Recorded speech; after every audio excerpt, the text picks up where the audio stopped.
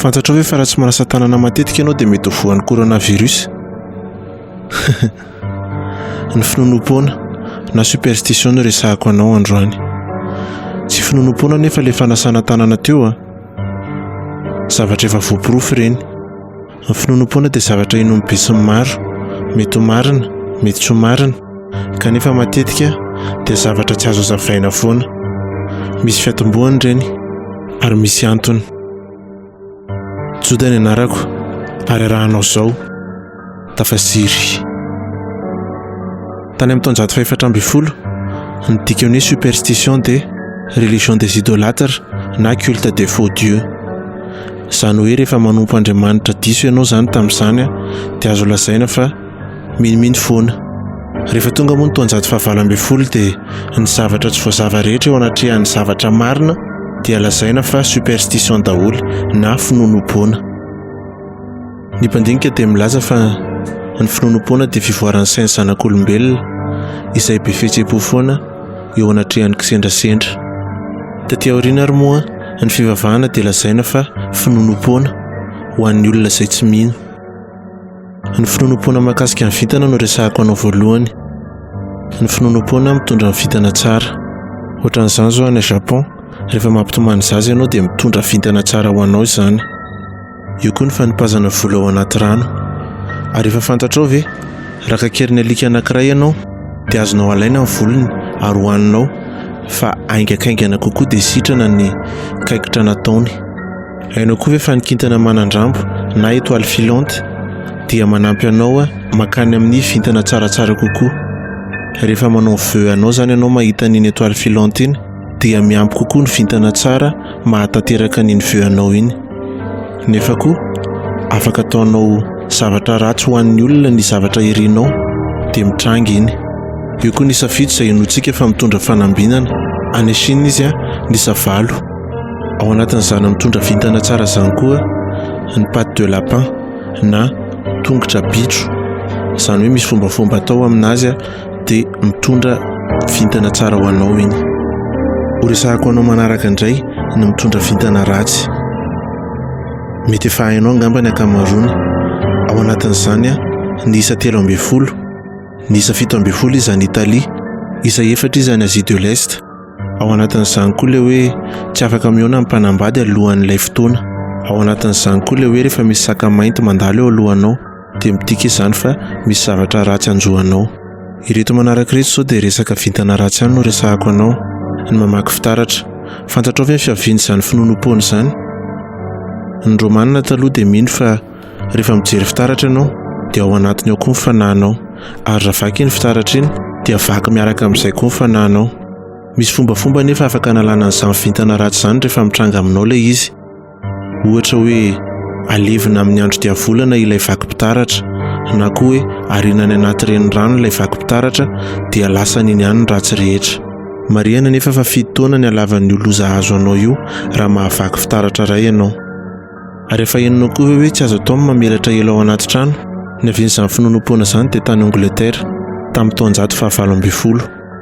Tamin'izany ny elo dia vy, izany hoe mandratra kokoa izy raha voavelarinao ao anatina trano tery fa tsy any ivelany. Mety izay angamba no nahatonga an'izay finonom-poana izay.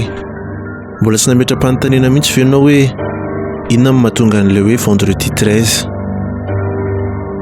Misy fiatomboany betsabetsaka ny tantara nahatonga an'izany. Ny voalohany aloha, ny sakafo faran'ny arahan'i Jesosy tamin'ny mpianany, ny mpianany izay 12 ary nisan'ny Jodasy izay namadika azy tamin'io andro io. Manarak'izay dia tany Fransa tamin'ny vendredi 13 octobre 1307. Nisan'izany mpanjaka hoe Philippe de Belle izany izay namono ny templier rehetrarehetra tamin'izany fotoana. Teo ampamononan'ireo templier ireo izy no niteny Jacques de Molay hoe isolozanjohanareo izy ao anatin'ny génération 13 manaraka. Teo nanomboka ninon'ny frantsay fa mitondra vintana ratsy ny vendredi 13. Misy koa ny finonom-poana izay finonom-poana mampatahotra ihany. Any Turquie zao, raha mitsakitsako seligoma amin'ny andro alina ianao dia mety hivadika hoditra olona maty ny seligoma tsakotsakonao iny. Any Lituanie koa zao fady tena fady tanteraka ny misiko ao anaty trano fa miantso dia volony izany. Tantara tena nisy anankiray no tantaraiko anao. tantaran'i Bridget Cleary.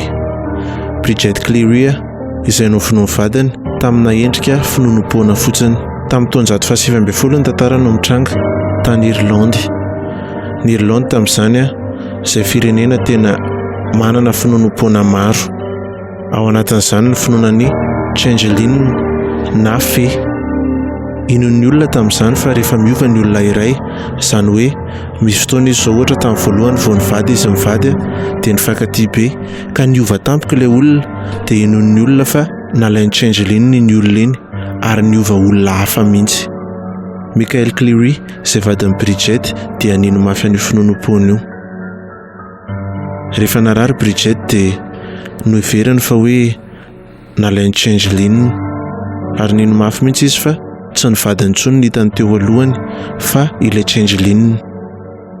Tao anatin'izany moa rehefa natao ny fanadihadiana dia narary Bridget ary izay no nahatonga anazy lasa niova voan'ny bronchite.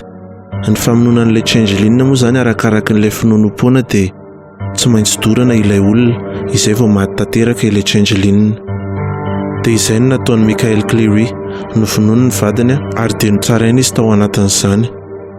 Ny fahafatesan'i Bridget Cleary nanamarika fa tsy misy intsony ny sorcière ny finoana amin'ny alalan'ny afo, satria nalaza koa tamin'izany fa sorcière i Bridget Cleary.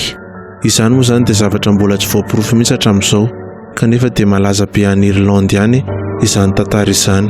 Rehefa récréation ary dia misangisangy foana ny ankizy hoe êtes-vous une sorcière ou êtes-vous une fée ou êtes-vous l'épouse de Michael Cleary? Raha ty amintsika malagasy dia be da be ny finonom-poana izay ananantsika. Ao anatin'izany zao ohatra ny tena malaza, ny vehivavy bevoka dia tsy afaka manao sakamalaho anaty paosy satria mitombo ny ratsan'ilay zaza terany. Ao anatin'izany koa hoe raha mitondra henondro ianao eny ampovoan'ireny fasan'ireny dia maheno feo mangataka aminao hoe omeo. Misy koa moa ty amintsika ny toerana hoe fady kisoa, fady henondry. Ao anatin'izany koa misy koa ny toerana any amin'ny sisiny izay hoe fady merina.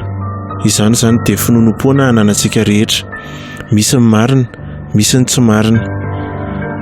Misy koa nefa ny finonom-poana izay nataon'ny Ntaolo mba hampianarana ny ankizy. Ao anatin'izany ohatra rehefa mpianatra ny ankizy tsy handaka-rindrina dia tenenina azy fotsiny hoe raha mandaka-rindrina dia mahafaty reny be. Ao anatin'ny daholo izany fampianarana.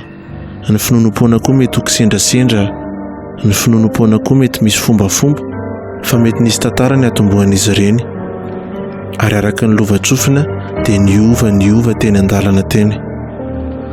Joda ny anarako, tena raha anao teo tafasiry.